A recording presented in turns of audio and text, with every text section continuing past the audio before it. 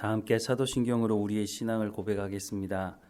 나는 전능하신 아버지 하나님, 천지의 창조주를 믿습니다. 나는 그의 유일하신 아들 우리 주 예수 그리스도를 믿습니다. 그는 성령으로 잉태되어 동정녀 마리아에게서 나시고 본디오 빌라도에게 고난을 받아 십자가에 못 박혀 죽으시고 장사된 지 사흘 만에 죽은 자 가운데서 다시 살아나셨으며 하늘에 오르시어 전능하신 아버지 하나님 우편에 앉아 계시다가 거기로부터 살아있는 자와 죽은 자를 심판하러 오십니다. 나는 성령을 믿으며 거룩한 공교회와 성도의 교제와 죄를 용서받는 것과 몸의 부활과 영생을 믿습니다. 아멘. 찬송가 325장 함께 찬양하겠습니다. 325장 함께 찬양하겠습니다. 예수가 함께 계시니 시험이 오나 겁없네. 기쁨의 근원 되시는 예수를 위해 삽시다. 날마다 주를 섬기며 언제나 주를 기리고 그 사랑 안에 살면서 딴 길로 가지 맙시다. 이 세상 사는 동안에 주 이름 전파하면서 무한한 복락 주시는 예수를 위해 삽시다. 날마다 주를 섬기며 언제나 주를 기리고 그 사랑 안에 살면서 딴 길로 가지 맙시다. 이 세상 친구 없어도 예수는 나의 친구니 불의한 일을 버리고 예수를 위해 삽시다. 날마다 주를 섬기며 언제나 주를 기리고 그 사랑 안에 살면서 딴 길로 가지 맙시다. 주께서 심판하실 때 잘했다 칭찬하리니 이러한 상급 받도록 예수를 위해 삽시다. 날마다 주를 섬기며 언제나 주를 기리고 그 사랑 안에 살면서 딴 길로 가지 맙시다. 아멘. 오늘 하나님께서 우리에게 주시는 말씀은 고린도전서 13장 1절에서 3절까지 말씀입니다. 고린도전서 13장 1절에서 3절까지 말씀 우리 함께 읽겠습니다.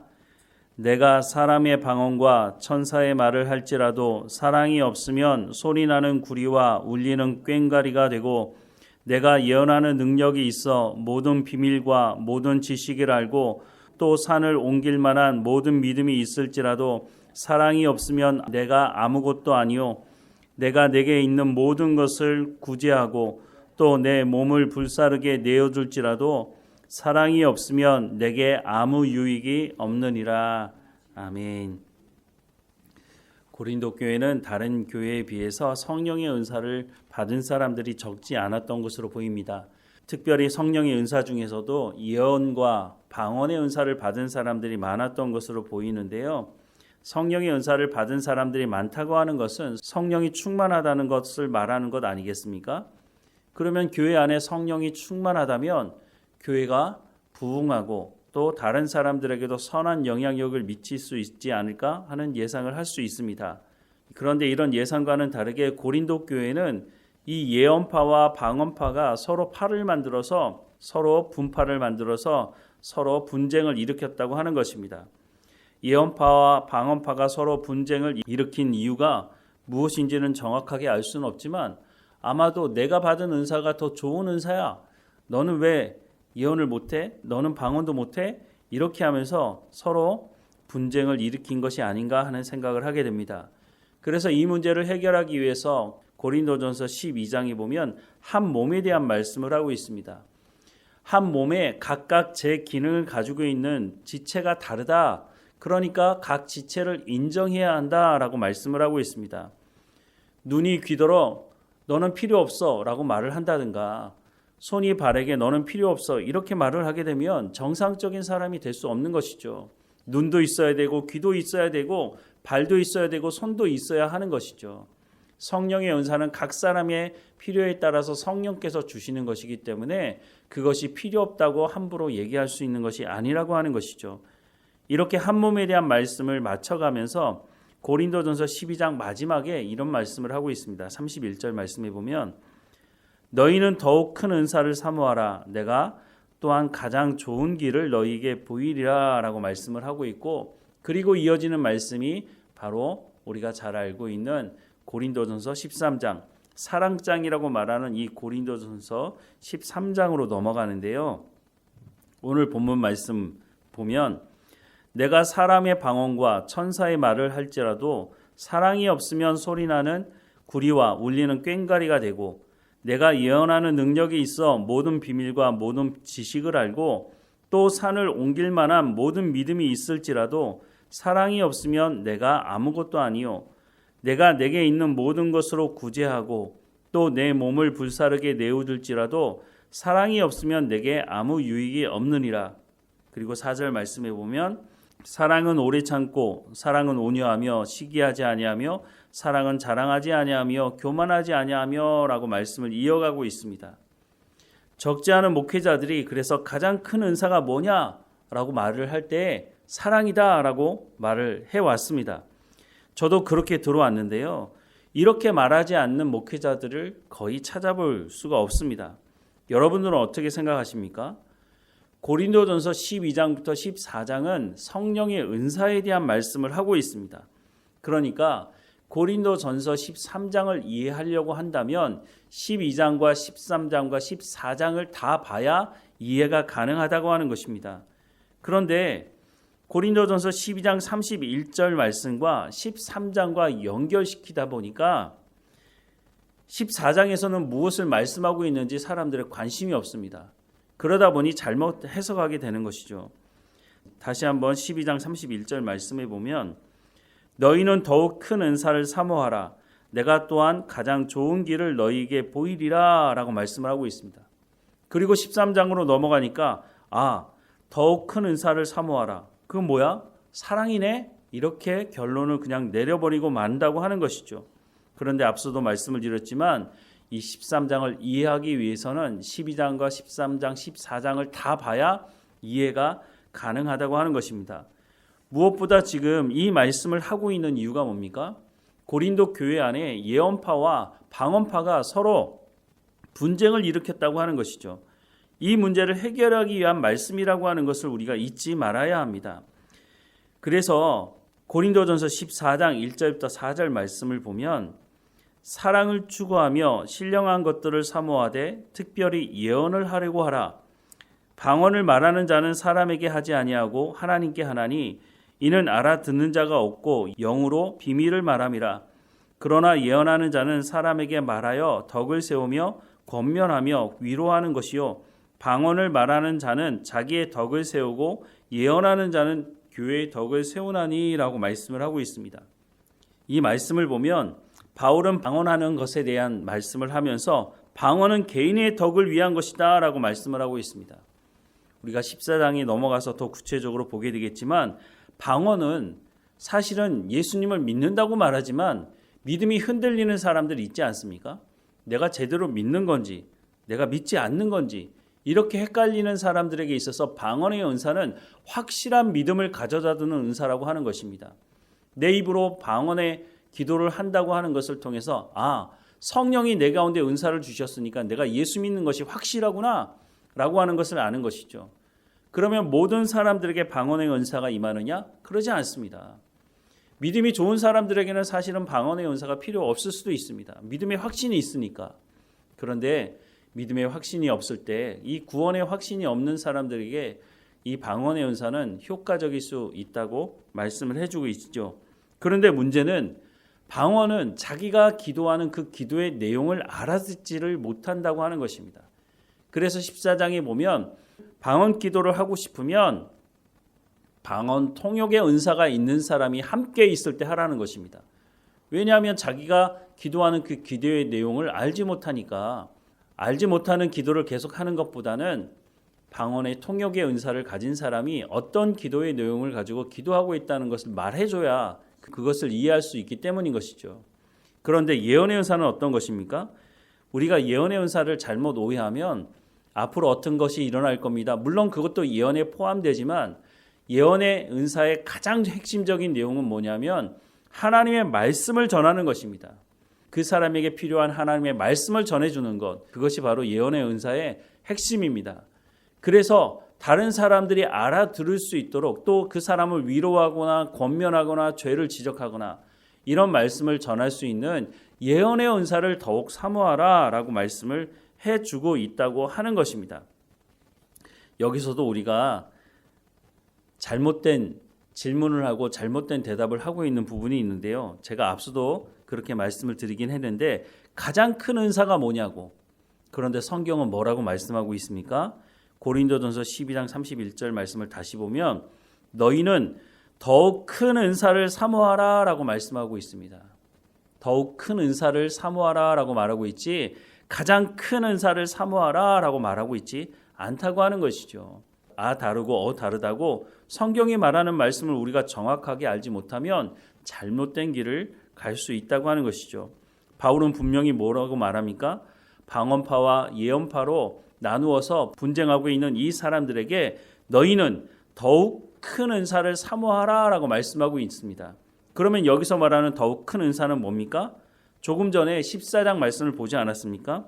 14장 말씀을 다시 보면 사랑을 추구하며 신령한 것을 사모하되 특별히 예언을 하려고 하라 라고 말씀하고 있습니다.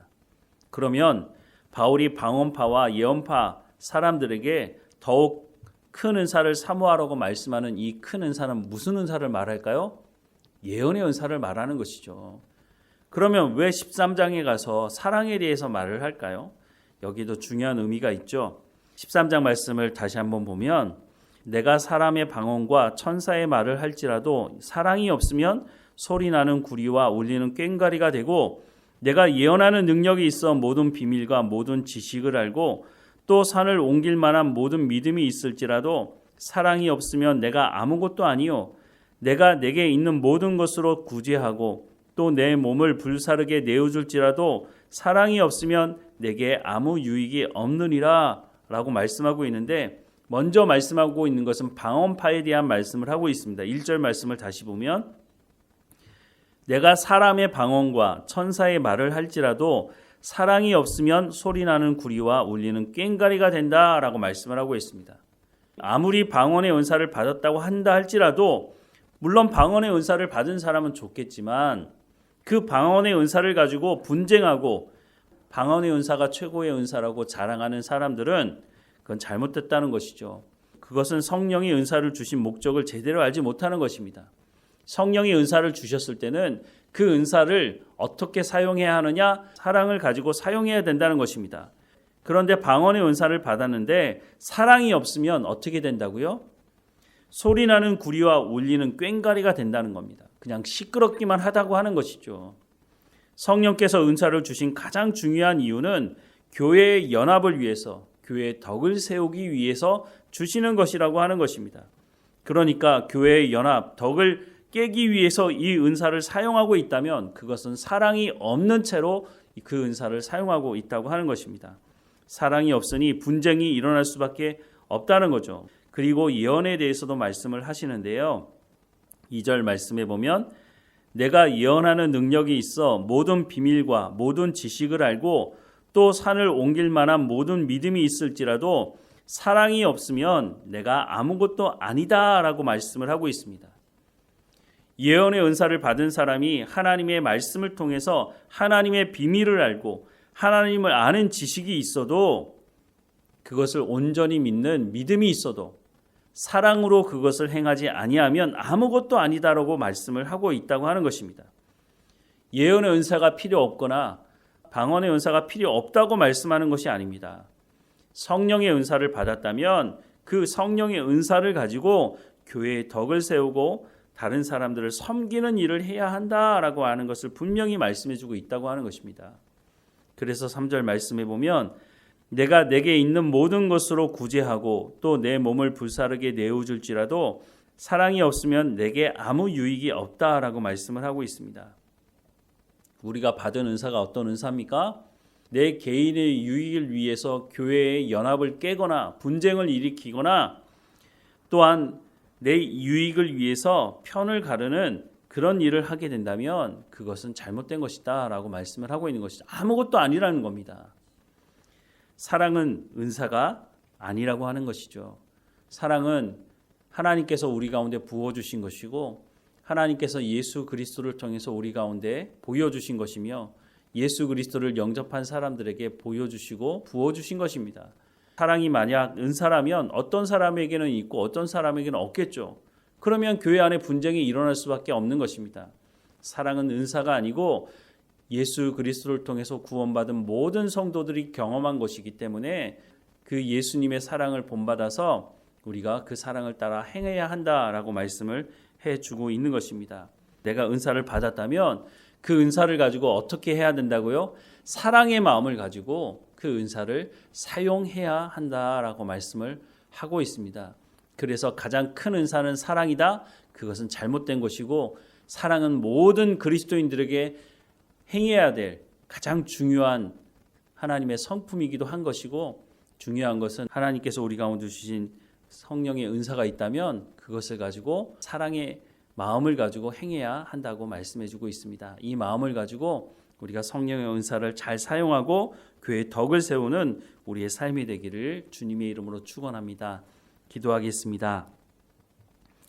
사랑하는 하나님, 우리에게 예수님을 통해서 하나님의 사랑이 무엇인지를 보여주시고 우리를 그 사랑 가운데로 초대하셨으니 예수님께서 마지막 저녁에 제자들에게 내가 너희를 사랑한 것 같이 너희도 서로 사랑하라고 말씀하신 그 말씀대로 우리가 그리스도의 몸 가운데로 부름을 받았으니 서로 깊이 사랑하는 우리의 삶이 될 수 있도록 인도해 주옵소서.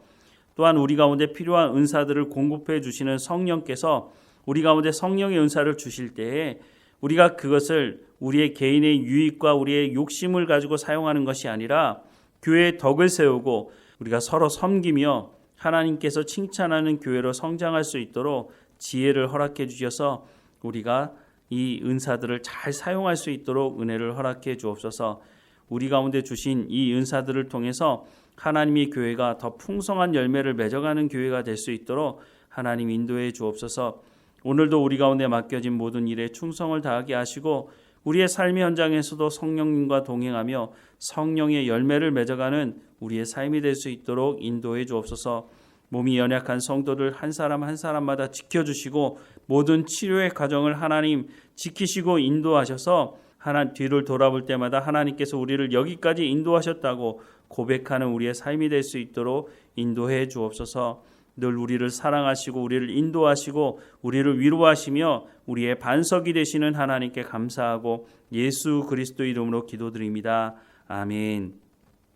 하늘에 계신 우리 아버지, 아버지의 이름을 거룩하게 하시며 아버지의 나라가 오게 하시며 아버지의 뜻이 하늘에서와 같이 땅에서도 이루어지게 하소서.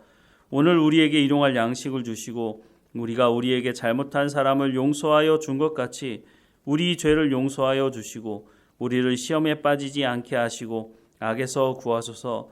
나라와 권능과 영광이 영원히 아버지의 것입니다. 아멘.